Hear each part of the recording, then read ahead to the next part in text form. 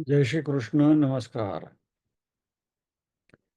श्रीमद् भगवद गीता के अध्ययन के श्रृंखला में छठे अध्याय ध्यान योग आत्मसंयम योग के आज के सत्र में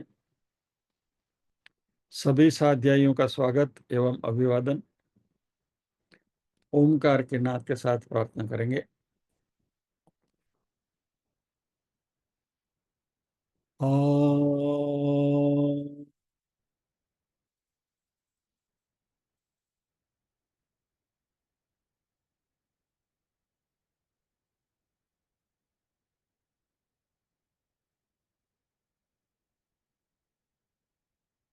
ओम।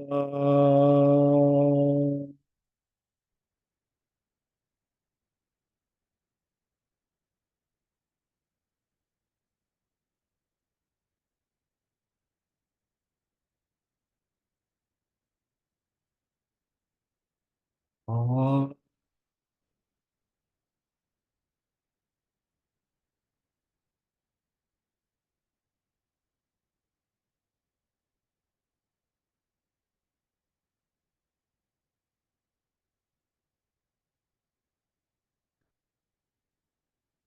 वक्रतुंड महाकाय सूर्यकोटि समप्रभ निर्विघ्नं कुरु मे देव सर्वकार्येषु सर्वदा। या कुन्देन्दुतुषारहारधवला या शुभ्रवस्त्रावृता या वीणावरदण्डमण्डितकरा या श्वेतपद्मासना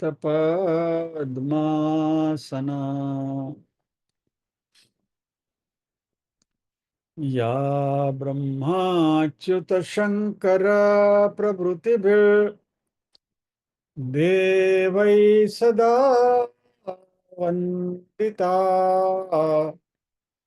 सा मां पातु सरस्वती भगवती निःशेषजाड्यापहा।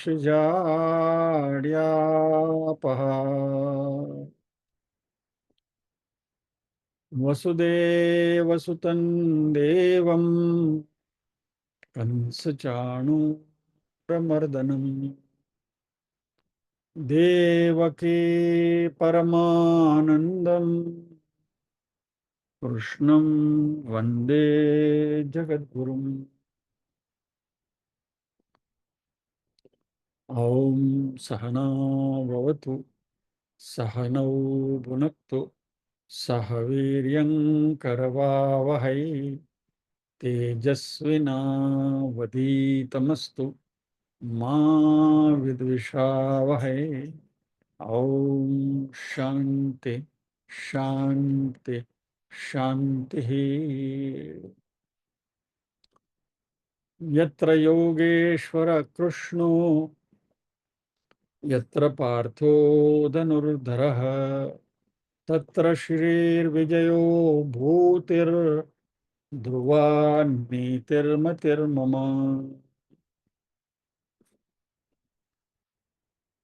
नीरूबेन पारायण करेंगे।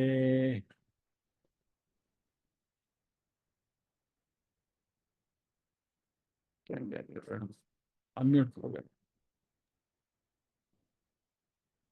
21। ओम श्री परमात्मने नमः।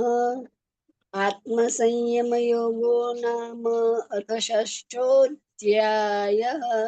श्री भगवानुवाच अनाश्रितः कर्मफलं कार्यं कर्म करोति यः स सन्न्यासी च योगी च न निरग्निर्न चाक्रियः यं सन्न्यासमिति प्राहुर्योगं तं विद्धि पाण्डव न ह्यसन्न्यस्तसङ्कल्पो योगी भवति कश्चन। आरुरुक्षोर्मुनेर्योगं कर्म कारणमुच्यते योगारूढस्य तस्यैव शमः कारणमुच्यते यदा हिनेन्द्रियार्थेषु न कर्मस्वनुषज्यते सर्वसङ्कल्पसन्न्यासी योगारूढस्तदोच्यते उद्धरेदात्मनात्मानं नात्मानमवसादयेत् आत्मैव ह्यात्मनो बन्धुरात्मैव रिपुरात्मनः बन्धुरात्मात्मनस्तस्य येनात्मैवात्मना जितः अनात्मनस्तु शत्रुत्वे वर्तेतात्मैव शत्रुवत् जितात्मनः प्रशान्तस्य परमात्मा समाहितः शीतोष्णसुखदुःखेषु तथा मानापमानयोः ज्ञानविज्ञानतृप्तात्मा कूटस्थो विजितेन्द्रियः युक्त इत्युच्यते योगी समलोष्टाश्मकाञ्चनः सुहृन्मित्रार्युदासीनः मध्यस्थद्वेष्य बन्धुषु साधुष्वपि च पापेषु समबुद्धिर्विशिष्यते योगी युञ्जीत सततं योगी युञ्जीत सततमात्मानं रहसि स्थितः एकाकीयत चित्तात्मा निराशीरपरिग्रहः शुचौ देशे प्रतिष्ठाप्य स्थिरमासनमात्मनः नात्युच्छ्रितं नातिनीचं चैलाजिनकुशोत्तरम् तत्रैकाग्रं मनः कृत्वा यतचित्तेन्द्रियक्रियः उपविश्यासने युञ्ज्यात् योगमात्मविशुद्धये समं कायशिरो ग्रीवं धारयन्नचलं स्थिरः सम्प्रेक्ष्य नासिकाग्रं स्वं दिशश्चानवलोकयन् प्रशान्तात्मा विगतभिर्ब्रह्मचारिव्रते स्थितः मनः संयम्य मच्चित्तो युक्त आसीत मत्परः युञ्जन्नेवं सदात्मानं योगी नियतमानसः शान्तिं निर्वाणपरमां मत्संस्थामधिगच्छति नात्यस्नतस्तु योगोऽस्ति न चैकान्तमनश्नतः न चाति स्वप्नशीलस्य जाग्रतो नैव चार्जुन युक्ताहारविहारस्य युक्तचेष्टस्य कर्मसु युक्तस्वप्नावबोधस्य योगो भवति दुःखः यदा विनियतं चित्त मात्मन्येवावतिष्ठते निःस्पृहः सर्वकामेभ्यो युक्त इत्युच्यते तदा यथा दीपो निवातस्थो नेङ्गते सोपमा स्मृता योगिनो यतचित्तस्य युञ्जतो योगमात्मनः यत्रो परमते चित्तं निरुद्धं योगसेवया यत्र चैवात्मनात्मानं पश्यन्नात्मनि तुष्यति जय श्री कृष्ण जय श्री कृष्ण जय श्री कृष्ण બહુ સરસ નો ભૂલચૂક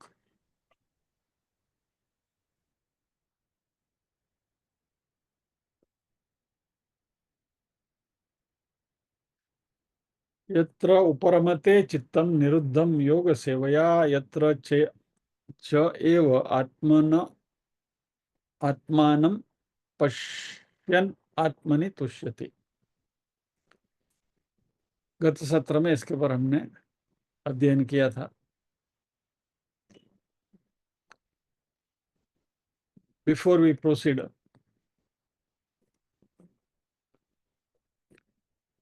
हमारे साध्यायियों की सतर्कता, उनके इन्वॉल्वमेंट के बारे में बात होती रहती है। आज भी कुछ बात करनी है। हमारे एक साध्यायी ने ध्यानाकर्षण किया है कि छठा अध्याय ध्यान के बारे में है, तो ज्ञानेश्वर जी की जो कमेंट्री है उसके ऊपर थोड़ी चर्चा होनी चाहिए। और उन्होंने कृपा करके रिलेवेंट श्लोक के जो पेजेस है उनके स्कैन करके व्हाट्सएप पे भेजा ध्यान आकर्षण करने के लिए। ये बातें हम कर सकते हैं। तो वो क्या है, जरा उसका आचमन आपको हम कर लें और फिर आगे बढ़ते हैं।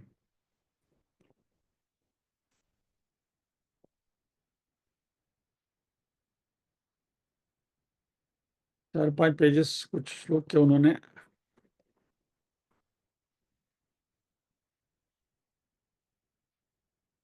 गुजराती में है। ज्ञानेश्वर की भगवद गीता के ऊपर कमेंट्री है। अभी इसमें थोड़ा हेजी है, इसलिए मेरे पास उसकी जो कॉपी है उसी के पेजेस में आपको यहाँ डिस्प्ले करता हूँ। एक मिनट, सॉरी, डिस्प्ले नहीं, आपको दिखाया तो कुछ नहीं मैंने। ये उन्होंने स्कैन करके भेजा है,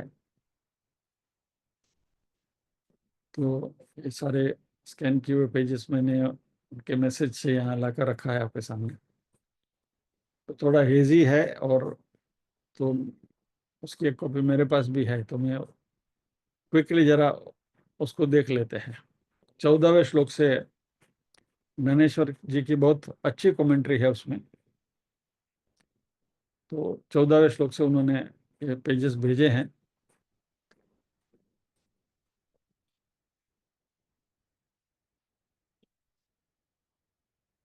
और मेरा 16वें श्लोक तक उनकी कमेंट्री चल रही है।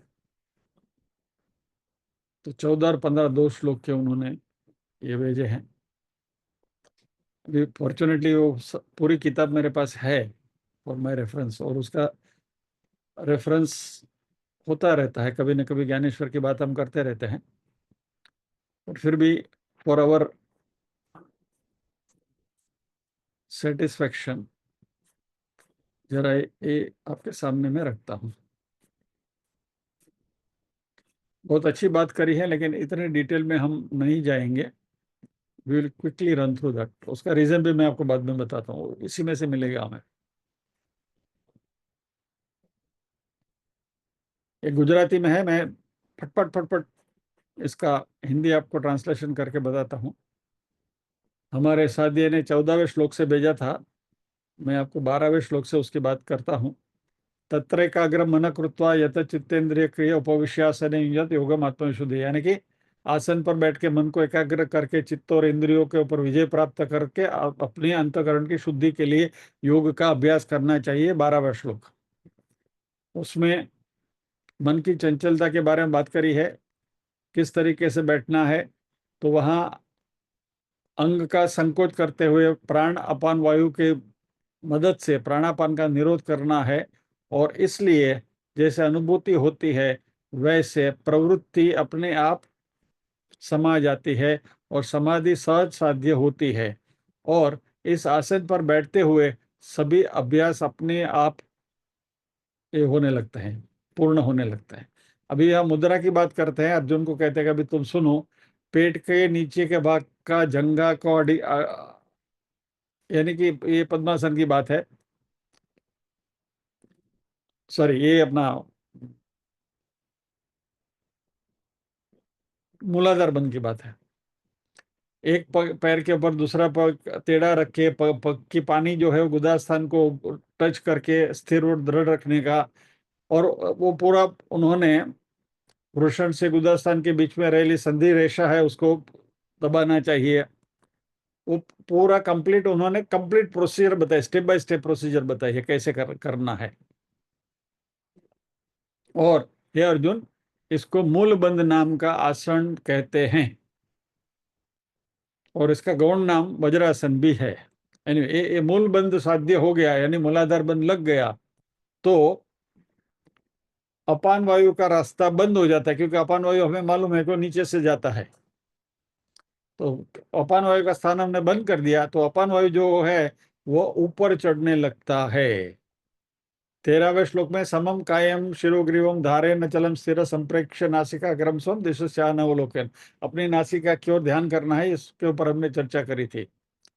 इसी को वापस उन्होंने पूरी प्रोसीजर बताया, ऐसे ऐसे ऐसे ऐसे करना है।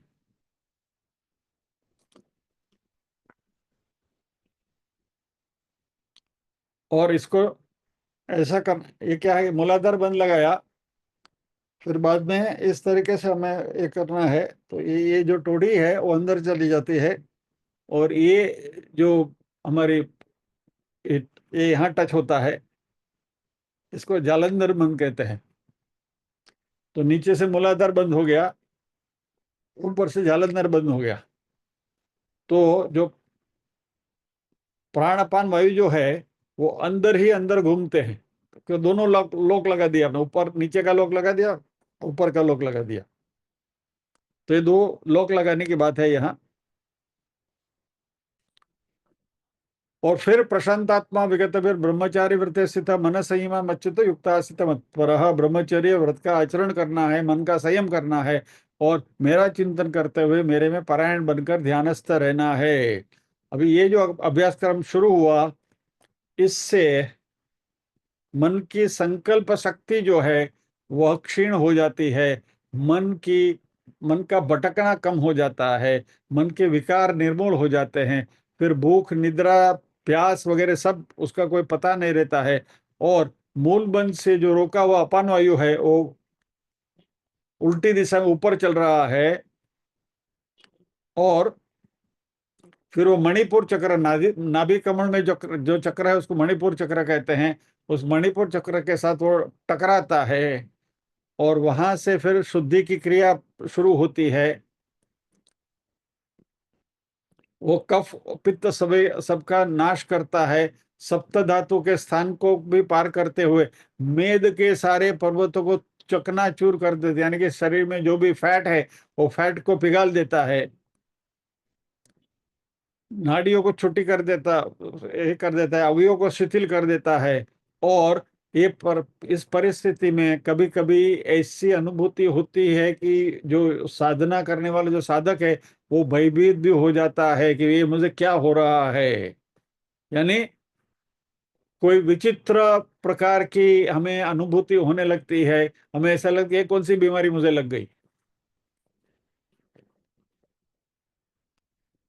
और यह जो स्टेज है वह कुंडलिनी जागरूक होने का स्टेज है, क्योंकि दोनों बंद बंद हो गए, अपान वायु अंदर घूम रहा है, तो अंदर जो कुंडलिनी जो सुषुप्त अवस्था में पड़ी है उसको चोट लगाकर वो कुंडलिनी को जागरूक करता है। और कुंडलिनी जो अंदर सर्पाकार कुंडल बल के अंदर बैठी है, वह जो नाभि स्कंद में दबाई हुई बैठी है, वह मूलाधार बंद की चिमटी लगने से जागरूक हो जाता है। और जैसे सूर्य आसन भ्रष्ट हो गया हो उस प्रकार जगारा मारती हुई, चकचकाट मारती हुई, प्रकाश के बीच को अंकुर जैसा फूटा है, वैसे जगमगाती हुई कुंडली अपने आलस त्यज कर अपने जो वलय है, गुचड़ा है, उसको सीधा करके टटार हो जाती है और ऊपर चढ़ने लगती है। फिर हठ योग प्रदीपिका में उसके सारे वर्णन है, हम उसमें नहीं जाएंगे। और ये कुंडलिनी बहुत समय से क्षुधातुर है, भूखी है, प्यासी है, इसलिए, और उसको अभी हमने जागरूक किया, इसलिए वो अपना मुख फाड़कर आवेश में सीधी हो जाती है, सीधी खड़ी हो जाती है। और फिर मांस वगैरह का ग्रास करके उसको खाने लगती है। जिधर जिधर मांस है उसका वो ग्रास करती है। यानी कि जिसको भी वेट लॉस करना है उसको कुंडलिनी जागृत करनी चाहिए। अभी पूरा इसमें डिस्क्रिप्शन है क्या क्या क्या क्या होता है। बाहर के जो बाल है उसकी जो जड़ है वो जड़ ड्राई हो जाती है कर्मा से। सप्त धातु के सागर में वो अपनी तृषा की निवृत्ति करने सप्त धातुओं का वो पान करती है और शरीर के प्रत्येक भाग को शुष्क कर डालती है।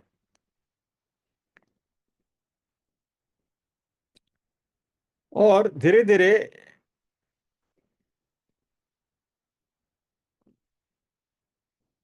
शरीर के अंदर जो पृथ्वी का जो जड़ भाग है उसको वो खा जाती है, स्वाहा कर जाती है। और उसका लेश भी उसका अवशेष नहीं रहने देती। फिर बाद में जल तत्व है उसको भी वो सपाचट कर देती है। दोनों तत्वों को खा के वो कुंडलिनी तृप्त हो गई। फिर वो सौम्य होकर सुषुम्ना नाड़ी के पास शांत हो जाती है। और फिर जो उसके अंदर जो गरल विष जो है उसको निकालती है बाहर। वो अमृत के योग से प्राण का संरक्षण होता है। अग्नि बाहर निकल जाता है। शरीर के सभी दाह शांत हो जाते हैं। शरीर में सामर्थ्य आने लगता है। नाड़ी की प्रवृत्तियां शांत हो जाती हैं। सभी वायु का संचार भी धीरे धीरे शांत होने लगता है। शरीर के जो धर्म है, शरीर के धर्म शांत हो जाते हैं। ईड़ा पिंगला दोनों नाड़ी एक हो जाती है सुषुम्ना में। फिर प्राणों की गति होती है। सभी चक्र धीरे धीरे जागृत हो जाते हैं। और वहां जो अमृत है वह अमृत कुंडलिनी के मुख में जाता है। और इस अमृत रस से परिपूर्ण होकर कुंडलिनी समस्त शरीर में अमृत का प्रसार करती है, वगैरह वगैरह वगैरह वगैरह। इस तरीके से हमें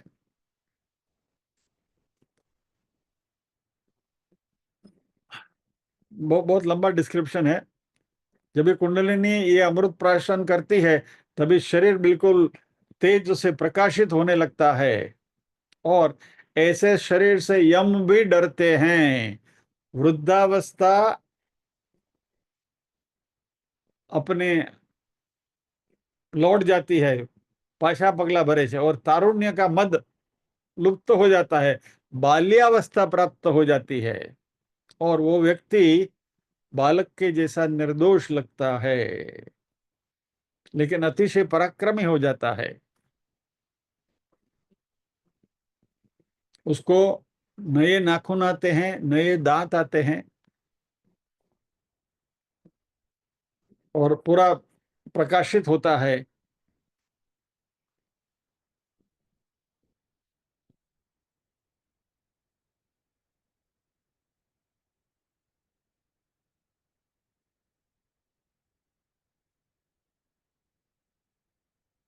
तो हे अर्जुन सुनो, इस देह की स्वर्ण की जैसी कांति होती है और बिल्कुल शरीर लाइट हो जाता है वायु के जैसा, क्योंकि उसमें अभी जल और पृथ्वी का भाग बचा ही नहीं है।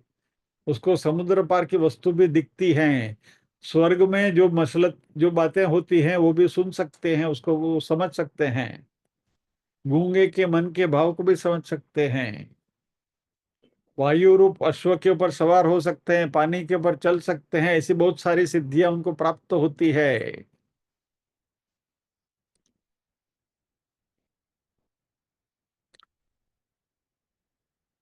उनके कान में ओमकार का ध्वनि सुनाई देता है।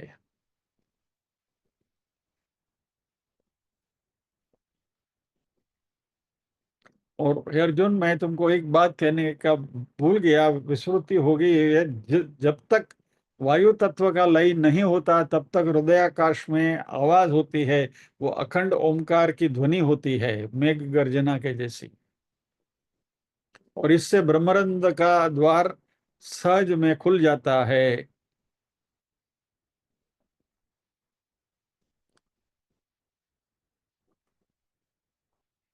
तभी कुंडलिनी स्वयं वायु रूप बन जाती है। और फिर वो विलुप्त तो हो जाती है और उसका रूपांतरण शक्ति में होता है।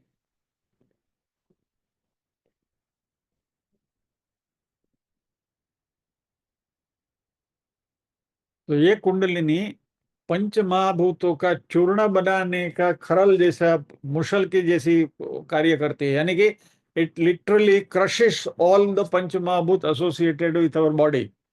यानी शरीर का शरीर से ही नाश होता है। और शिव जी ने यह बात भगवान विष्णु को कही थी।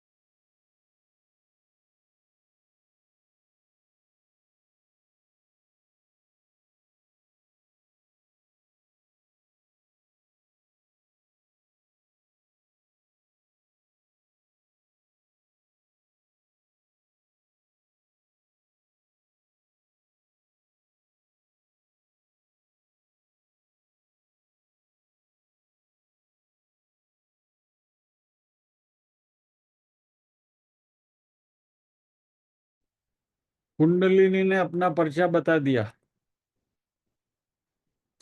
मैं अभी तक म्यूट था क्या?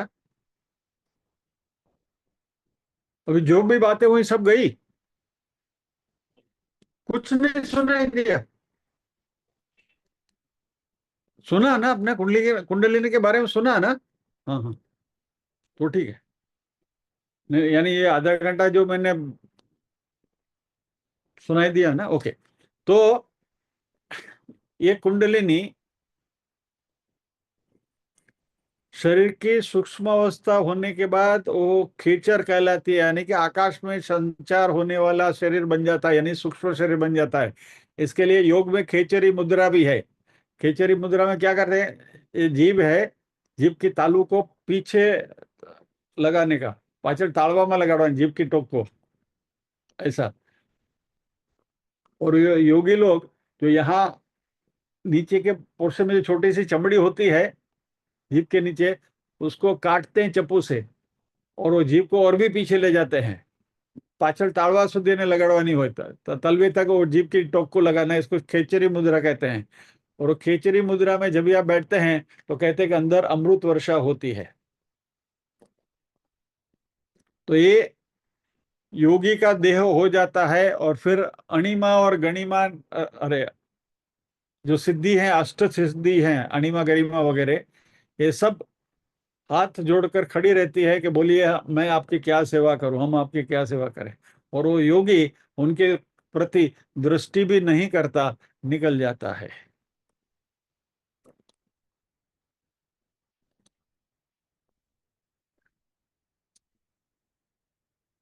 और फाइनली अहम ब्रह्मास्मि की जो अनुभूति है ये होती है।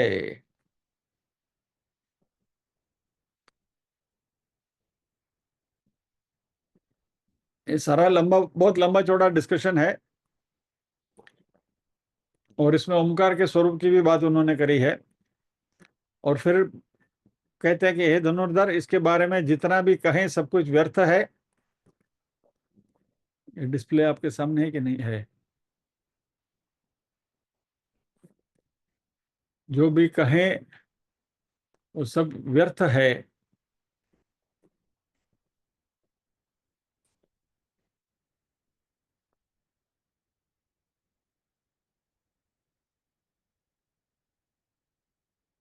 और इसमें तूर्य की समाधि की स्थिति प्राप्त होती है।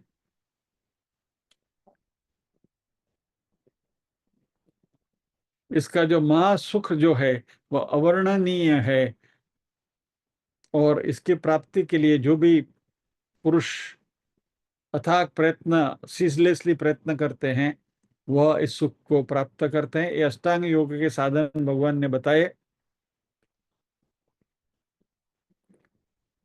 ये सारी बातें भगवान ने अर्जुन को बताई है, ऐसा ज्ञानेश्वर कहते हैं। लेकिन भगवान ने ये सारा डिस्क्रिप्शन भगवत गीता में श्लोक में नहीं है, ये ज्ञानेश्वर जी की कमेंट्री है। एज इफ भगवान अर्जुन को ये सारी बातें बता रहे हैं। अभी सारा सुनकर हमने इसको अपनी चर्चा में क्यों नहीं लिया, उसका भी मैं आपको उत्तर दे रहा हूं, क्योंकि हमारे साध्यायी ने सजेशन किया था कि इसके ऊपर हम थोड़ी चर्चा कर सकते थे। अभी यहाँ अर्जुन भगवान से कहते हैं कि हे प्रभु, आपने जो कहा वो सत्य है, आपने जो मार्ग बतलाया वो ब्रह्म प्राप्ति का ही मार्ग है, और इससे ब्रह्म का साक्षात्कार भी होता है, और इसका जो दृढ़ीभूत से अभ्यास करते हैं वो ब्रह्म पद की प्राप्ति भी करते हैं। वो आपके कहने से मेरी जानने में आया, और आपने इस कही हुई बात को सुनते हुए चित्त में ज्ञान का उदय होता है, और फिर इसकी जो अनुभूति लेते हैं उसकी तो दशा का क्या वर्णन करें। इसलिए आपने जो भी कुछ कहा है उसमें संशय करने का जरा भी लेश मात्र स्थान नहीं है। लेकिन हे प्रभु, मैं आपसे जो प्रार्थना करता हूं आप सुनिए। ज्ञानेश्वर लिखते हैं, अभी आपने जो योग का वर्णन किया वो योग मुझे बहुत रुचा, बहुत पसंद आया, लेकिन मेरी योग्यता के हिसाब से आप जो कहते हैं उसका मैं पालन नहीं कर सकता। I am unable to do it, मेरी योग्यता नहीं है, ये योग मेरे से साध्य नहीं है, ये योग माराથી साधी शकाय તેમ નથી। मेरे अंग में जितनी शक्ति है वो सारी शक्ति मैं उसका व्यय करूं, शक्ति को खर्चे नाखूं, तो भी यदि ये योग सिद्ध होता है तो मैं बड़े संतोष के साथ इसका अभ्यास करने के लिए तैयार हूं। लेकिन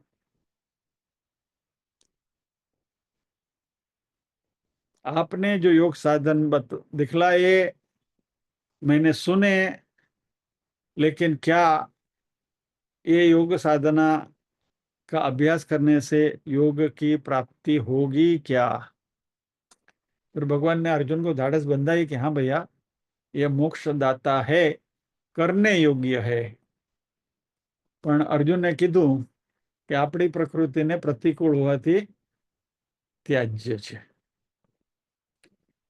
कहने का तात्पर्य ये है कि ये जो पूरी कमेंट्री है, अभी सुनिए, ये जो 3 4 5 जो श्लोक है जिसमें भगवान ने एक कुंडलिनी की बात करी थी, लंबी कमेंट्री ज्ञानेश्वर जी ने दी है। और फिर 16वें श्लोक से उनके कमेंट्री देखिए, एक पैराग्राफ, 17वें श्लोक में एक पैराग्राफ, 18वें श्लोक में एक पैराग्राफ, 19वें श्लोक में एक पैराग्राफ, 20वें श्लोक में एक पैराग्राफ।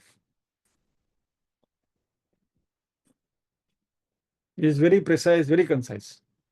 लेकिन 12 13 14 15 16 तक के जो श्लोक हैं उसमें उन्होंने लंबी कमेंट्री कुंडलिनी का जिक्र करते हुए करी है। उसका रीजन ये है कि ज्ञानेश्वर महाराज नाथ संप्रदाय के संत हैं, और नाथ संप्रदाय जो है उसमें हठयोग की प्राधान्यता है। यानी नाथ संप्रदाय के जो साधु होते हैं या तो उसके जो संत होते हैं वो सब हठयोगी होते हैं, और ये जो सारी प्रक्रिया जो इसमें बताई गई है वो हठयोग की प्रक्रिया है। हम साधारण योग भी नहीं कर सकते हैं। खाली दिन में 12 सूर्य नमस्कार भी करना है सिंपल, वो भी हमसे नहीं होता है। तो इसमें जो बताई गई सारी जो डिटेल जो प्रोसीजर है, वो प्रोसीजर कुंडलिनी की जागरूक करने की, ये अपने बस के बाहर की चीज है। इसलिए पूरा डिस्क्रिप्शन, हालांकि पूरी किताब मेरे पास होते हुए भी इसका हमने स्पर्श नहीं किया था, क्योंकि આપણી પ્રકૃતિને પ્રતિકૂળ હોવાથી ત્યાજ્ય છે, बराबर। लेकिन जिस साध्य ने ध्यानाकर्षण किया है, उनका हम आभार व्यक्त करते हैं। और वापस दोबारा आज कंसिस्टेंटली तीसरे दिन ये खुशी व्यक्त करता हूं मैं कि हमारे सभी साध्य जागृत है, उसकी खुशी है। એટલે ખાલી સાંભળીને ખંખેરીને ઉભા નથી થઈ જતા, પણ कुछ उसके ऊपर चिंतन मनन हो रहा है और कुछ एडिशनल इनपुट्स भी आ रहे हैं, उसकी बहुत खुशी है। तो भेजने वाले हमारे साथी का बहुत बहुत धन्यवाद। आइए अभी हम हमारे श्लोक में आगे बढ़ते हैं।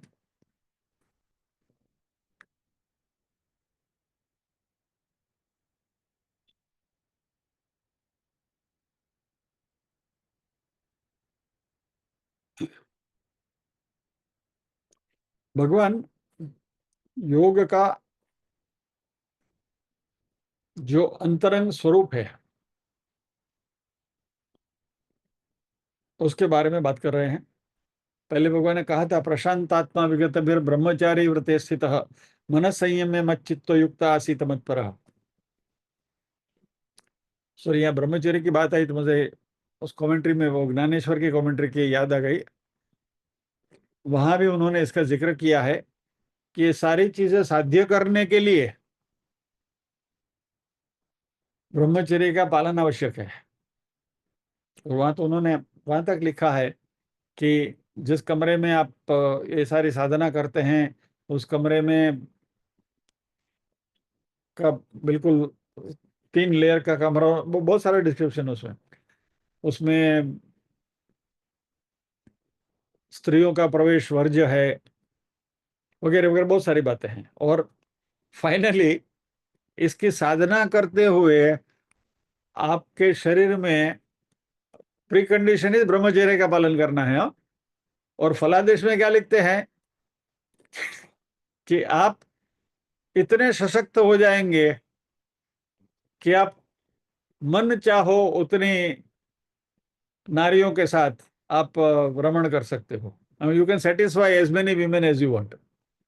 प्री कंडीशन इज ब्रह्मचर्य जरूरी है, यानी ऑक्सीमोरन। यानी कहने का तात्पर्य यह है कि सिद्धियां मिलती हैं, लेकिन वो सिद्धियां कुछ काम की नहीं है, क्योंकि वह मोक्ष के मार्ग में अवरोधक है।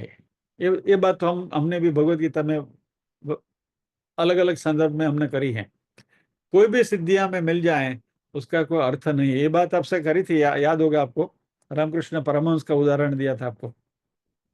रामकृष्ण परमहंस जी के पास एक व्यक्ति आया था, उसने कहा कि मैंने 20 साल तक तपस्या करी है और पानी पर चलने का सिद्धि मैंने प्राप्त करी है। तो रामकृष्ण जी ने कहा, अच्छा,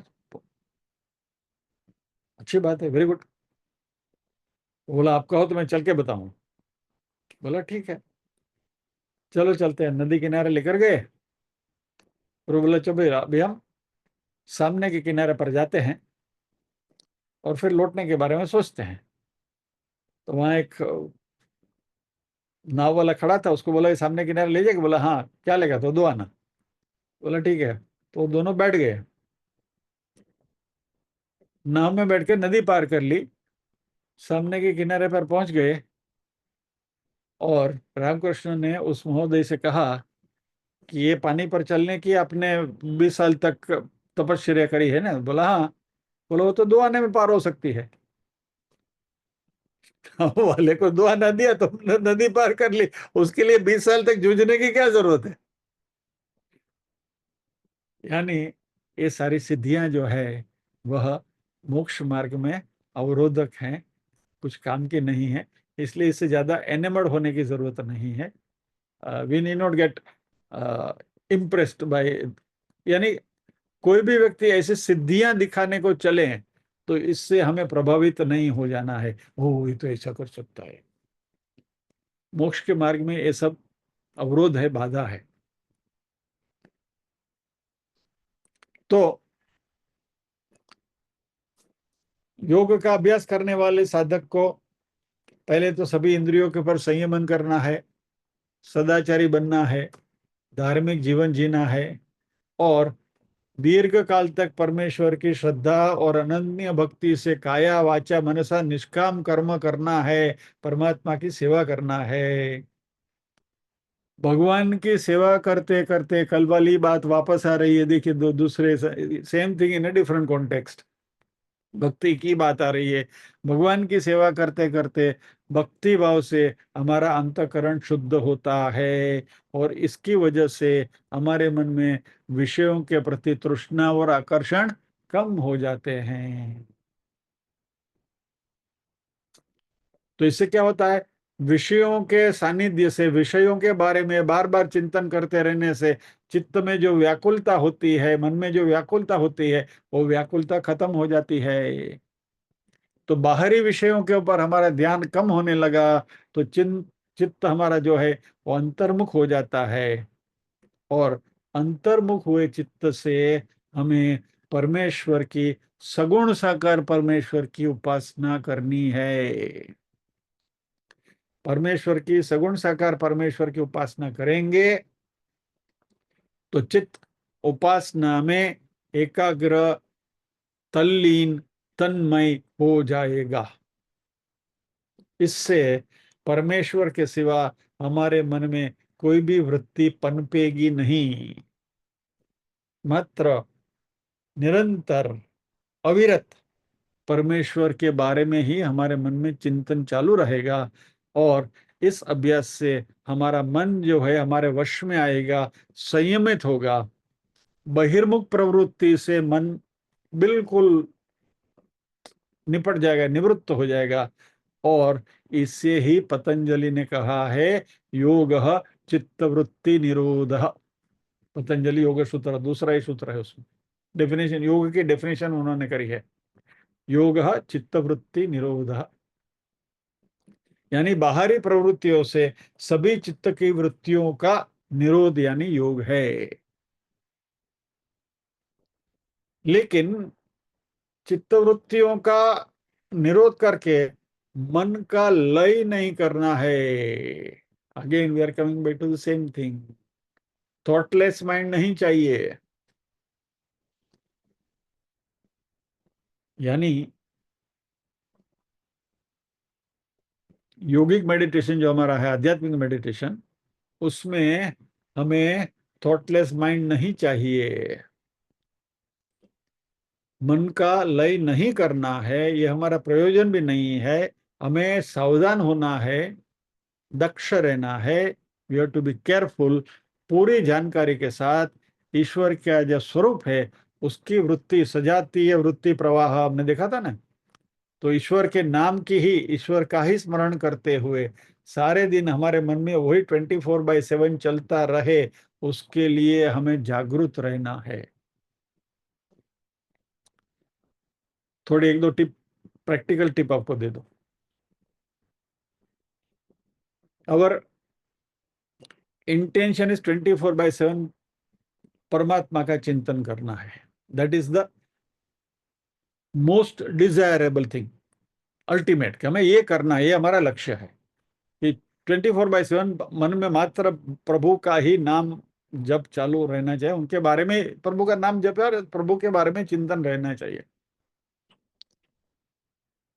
चार लोग बैठे और जब गुसिप करने की बारी आई, हैं बोले तो आम करो, बोलिए तो आम करो, तभी सीधा हमें अपने मन के ऊपर ब्रेक लगाना है। ये ब्रह्म चिंतन है क्या, ये प्रभु चिंतन है क्या, भगवान का हम ले रहे हैं क्या? नहीं, खत्म। यानी मन बाहर की ओर जो दौड़ रहा है अपने आप बंद हो जाएगा। गॉसिप बंद, अननेसेसरी थॉट्स बंद। और मैं जो आपसे कह रहा हूं, इसका महद अंश में पालन करने की मैं स्वयं भी कोशिश करता हूं। टीवी के ऊपर, टीवी तो मैं देखता है, इन 5 साल से हमारे घर में TV it's a show piece. On भी, स्विच ऑन भी नहीं किया है, ऐसे ही पड़ा है। तो टीवी देखने की तो बात छोड़ो, वो टीवी में जो वो डिबेट सब आती है ना, आठ आठ आठ 10 लोग पैनल बैठ के वहां काव काव काव काव काव काव करते हैं, एक एक घंटा, ये देवेंद्र फडणवीस को ये होना चाहिए, शिंदे ने ऐसा कर दिया, उसने वैसा कर दिया, इसका क्या होगा, उद्धव ठाकरे क्या करे। छोड़ो यार, उससे हमारा क्या लेना देना। Why are we wasting time on that. एक एक घंटा लोग टीवी के सामने बैठ के बकवास सुन रहे हैं, फॉर नो राइम और रीजन। ऐसी परिस्थिति में हमें कहना है कि 24/7 हमारा ब्रह्म का चिंतन ये चल रहा है क्या? नहीं ना, बंद करो टीवी। मेरे घर में न्यूज़पेपर नहीं आते हैं, हमें छापा वांचता नहीं। हमारे घर में जो पेंटिंग हुआ था, वो पेंटर ने बोला साहब थोड़ी पस्ती दे दीजिए, तो मुझे बाहर जाके रद्दी वाले के पास से 2 किलो पस्ती लेके आना पड़ा कि बस पस्ती दे दे। कहने का तात्पर्य ये है कि ये जो फिजूल बातें हैं, एक जमाने में मैं भी ये सब करता था। मेरे घर में 4 न्यूज़पेपर आते थे, कुछ 4-5 मैगजीन्स आते थे, फोर्टनाइटली आते थे, सब कुछ मैं पढ़ता था। तभी प्रोफेशन की वजह से जिस फील्ड में हम काम करते थे, उस फील्ड में करंट रहने के लिए, लोगों के साथ घुल मिल करने के लिए, उधर हम बुद्धू न दिखें, well read well inform person हमें दिखना चाहिए, इसलिए अपनी पर्सनालिटी बनाने के लिए सब कुछ किया, मैंने भी किया।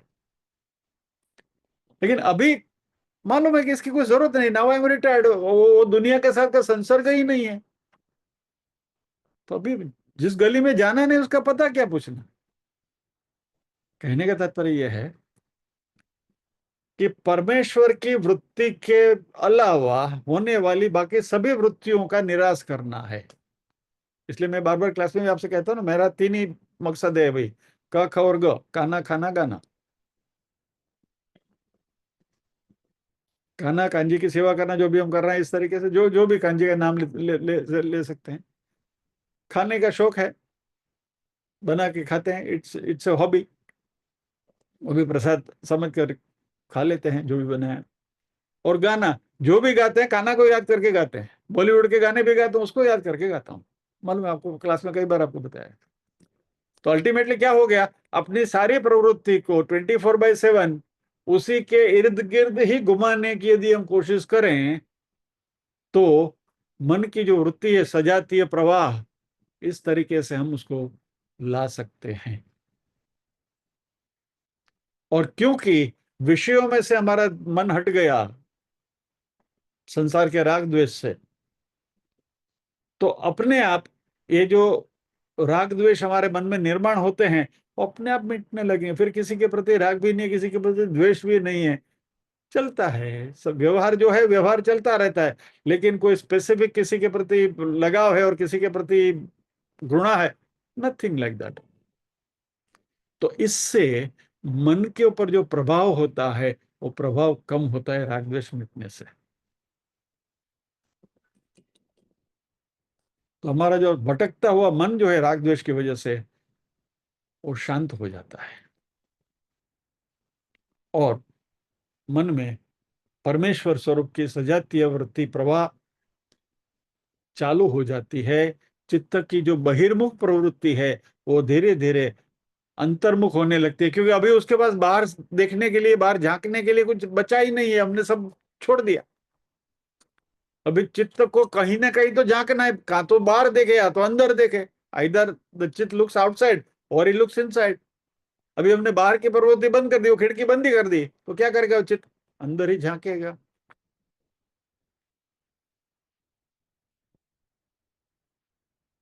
बाहर झांकने की आदत चली गई, तो फिर हमारे काम क्रोध सब कुछ, वो सब बाहर के लक्षण है।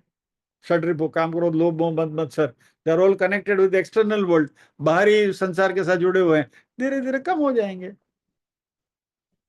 और चित्त के पास और कोई चारा नहीं है, एक ही डाली बची है बंदर को कूदने के लिए, और वो है परमात्मा ब्रह्म। चलो मारो कूद की उधर, जितनी भी मारनी है मारो ना। सजातीय वृत्ति प्रवाह चालू हो जाता है। तो इसकी वजह से जो हमारा पहले विकार युक्त मन था, वो धीरे धीरे धीरे धीरे शुद्ध होता जाता है, राग द्वेष रहित होता जाता है। और जैसे कहते हैं ना कि शुद्ध मन जो है, इसमें कोई खलबली नहीं है, there are no ripples, surface जो मन की है सरोवर की तरह शांत है, उसमें आत्मा रूपी ब्रह्म का प्रतिबिंब स्वच्छ दिखेगा उसमें।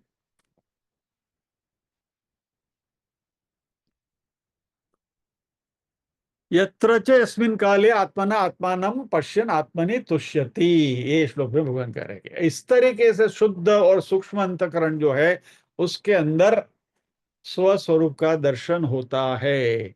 और ये आत्म स्वरूप के दर्शन होने से साधक उससे संतुष्ट हो जाता है।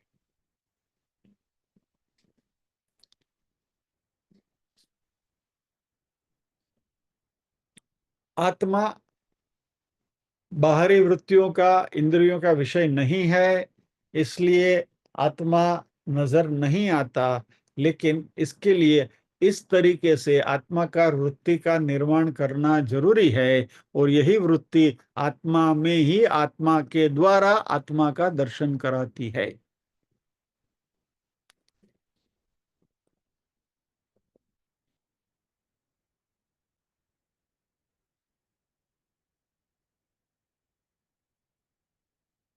शास्त्रों में श्रद्धा, अनन्य भक्ति, एकाग्र सावधान चित्त से शास्त्र का श्रवण मनन करते रहें, और इस साधना से मन में से सभी विषय वृत्ति, अहंकार ममकार की वृत्ति, अज्ञान का आवरण जो है, वो पूरा मिट जाते हैं, और आत्माकार वृत्ति का उदय होता है।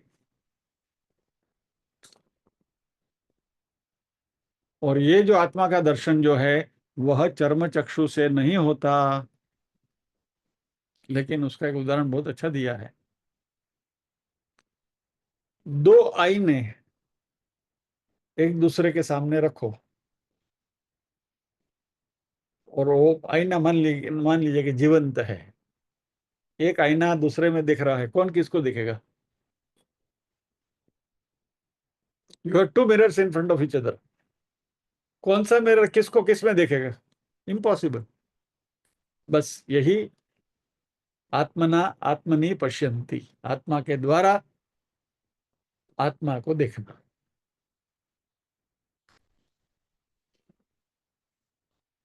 तो फिर इसमें दृष्टा, दृश्य और दर्शन की क्रिया, ये त्रिपुटी का भेद खत्म हो जाता है। श्रीमद आदि शंकराचार्य जी ने इसके ऊपर एक बहुत बढ़िया ग्रंथ लिखा है, दृग दृश्य विवेक करके। तो जो हमारा अपरोक्ष स्वरूप है, उसकी अनुभूति होती है। ये शब्द आपने कई बार सुना होगा, अपरोक्षानुभूति। ये अपरोक्षानुभूति होती है। और कठोपनिषद में कहा है, दृश्यते त्वग्रया बुद्धया सूक्ष्मया सूक्ष्मदर्शी भी।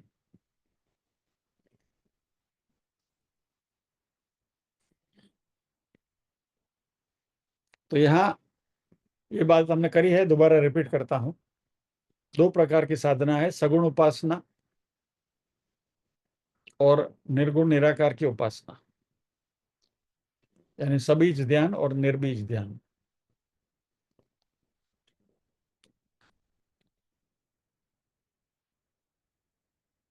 तो ये सभी साधनाओं की वजह से मन शुद्ध होता है, निर्मल होता है, विरक्त होता है, अंतर्मुख होता है, समाधिस्थ होता है, और आत्मसंतुष्टता प्राप्त होती है। तीसरे अध्याय में भगवान ने ये हमें बताया था। बोलिए। यस्मात् यस्त्वात्मा रतिरेव स्यादात्म तृप्तश्च मानवः आत्मन्येव च संतुष्टस्तस्य कार्येन विद्यते। तीसरा अध्याय 17वां श्लोक, 3/17 देख लेना बाद में। यहाँ जो मानव शब्द है उसकी व्याख्या करी गई है। मानव यानी नवम नवम संकल्पम मा करोति न करोति इति मानवः। मानवः, नया नया संकल्प जो नहीं करता वह मानव है। ऐसा वैराग्य संपन्न शुद्ध बुद्धि का वाला जो है वह मानव है। और उसकी आत्मरति होने से, आत्मा में उसकी रुचि होने से वो आत्मा स्वरूप में ही संतुष्ट होता है। उसको फिर बाहर की दुनिया की कोई परवाह ही नहीं होती। तो ये आत्मतुष्टता ही ये समाधि का फल है। तो जैसे अभी हमने कहा कि कुंडलिनी जागरूक करने की वगैरह जो थोड़ी हठ योग की जो बहुत डिफिकल्ट प्रोसेस है उसमें न जाते हुए इन छोटी छोटी बातों का भी यदि हम ध्यान रखें और हमारे जीवन में जो भी प्रवृत्ति हम करते हैं, बार बार हम बोलते तो हैं यद्यत कर्म करोमि तत्किलम शंभो तवाराधनम कायेन वाचा मनसेन्द्रियर्वा बुद्ध्यात्मना वा प्रकृति स्वभावात् करोमि यद्यत सकलम परस्मै नारायणाय समर्पयामि। बोलते तो हैं, हम हजार बार बोल चुके हैं। अभी उसको हमारे वर्तन में लाना है। यानी क्या होगा? विचार, वाणी और वर्तन तीनों की सामंजस्यता। यानी जो आप सोचते हैं वही आप बोलते हैं, और जो आप बोलते हैं वही आप करते हैं। और फिर देखिए, आनंद का अपने आप अंदर से फव्वारा फूटेगा, उदय होगा। You will always be under a state of bliss. मौज मारे हूं। आइए, तो विद दिस आज के सत्र को हम विराम देते हैं, प्रार्थना करते हैं।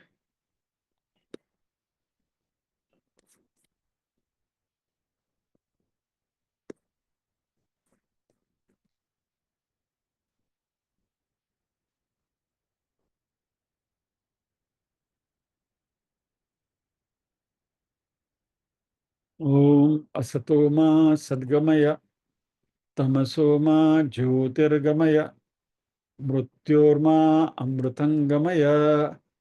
सर्वेषां स्वस्तिर्भवतु, सर्वेषां शान्तिर्भवतु, सर्वेषां मङ्गलं भवतु, सर्वेषां पूर्णं भवतु।